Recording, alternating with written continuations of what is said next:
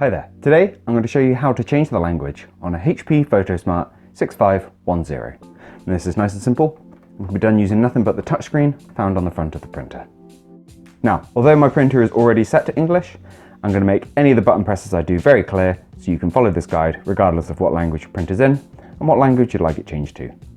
So, from the home screen of the printer, you just press the spanner icon on the top right hand side. If you're not on the home screen of the printer, the home icon on the left hand side will be lit here, as we can see once we proceed. And from here, we need to go into Preferences, which is the very top option.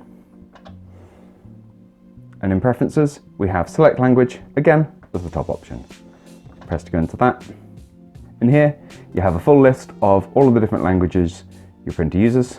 You can use the up and down arrows found on the touchscreen to move yourself around. But if you're going for English, it's the very top option. Press into it, select yes, and you are done. If you found this video useful, please do let me know with a like. If there's anything else you'd like to know about this printer, which we don't cover in our other videos, just drop it down in the comments. Otherwise, thank you for watching, and I'll see you in the next one. Bye bye.